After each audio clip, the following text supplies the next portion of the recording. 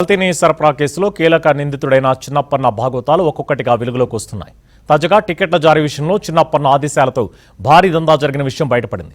చిన్నప్పన్న 2018 వరకు మాత్రమే తనకు పీఏగా ఉన్నాడని, తాను టీటీడీ చైర్మన్గా బాధ్యతలు స్వీకరించగా అతనితో ఎలాంటి సంబంధాలు లేవని వైవి సుబ్బారెడ్డి పదే పదే చెబుతున్నారు.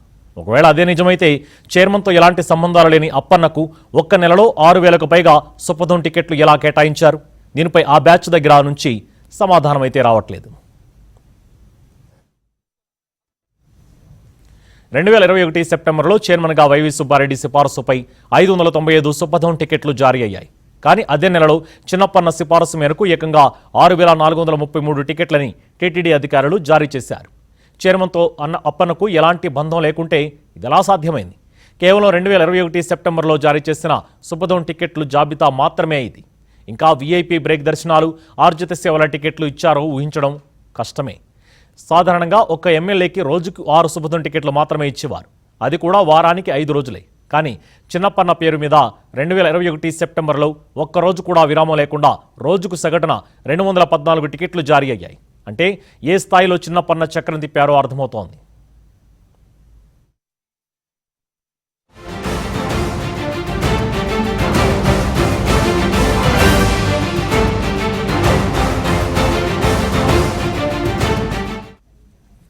వైవి సుబ్బారెడ్డి టీటీడీ చైర్మన్గా ఉన్న సమయంలో చిన్నప్పన్న హవానే నడిచింది అన్నది టికెట్ల జారీ చూస్తేనే అర్థం చేసుకోవచ్చు.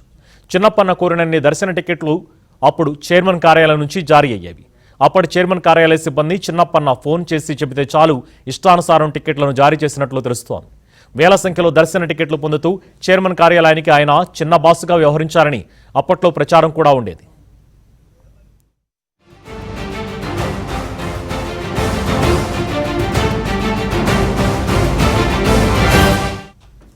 మరోవైపు కల్తీ సరఫరాతో బోలేబాబా, వైష్ణవి, మాల్గంగా, ఏఆర్ డైరీలకు 234 కోట్లు ముట్టినట్లు గుట్టురట్టయింది. అందులో కొంత మొత్తాన్ని హవాలా రూపంలో డైరీల డైరెక్టర్లు, నిపుణులకు అందచేసి ఆధారాలు చిక్కకుండా జాగ్రత్తలు తీసుకున్నారు.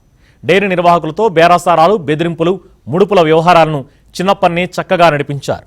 చిన్నప్పన్న పాత్ర బయటపడగానే ఒకప్పుడు తనకు పీఏ, తర్వాత కాదు అంటూ వైవి సుబ్బారెడ్డి కబుర్లు చెబుతున్నారు. ఆయనెవరో తెలియదన్నట్లుగా మాట్లాడుతున్నారు.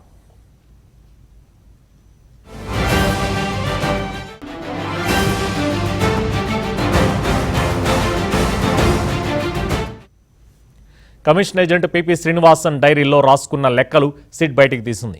చెన్నైకి చెందిన పీపీ శ్రీనివాసన్ తొలుత బోలేబాబాకు కమిషన్ ఏజెంట్, తర్వాత పుమిల్ జైన్ ఆదేశాలతో వైష్ణవి, మాల్గంగాకు కమిషన్ ఏజెంట్గా చేశారు.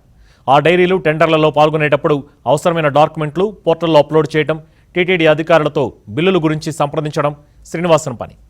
అప్లోడింగ్కు ఒక్కసారి 5,000 వసూలు చేసేవారు. పీపీ శ్రీనివాసన్ ఎవరెవరితో ఫోన్లో సంప్రదించారో కూడా విచారణలో సిట్ తేల్చింది.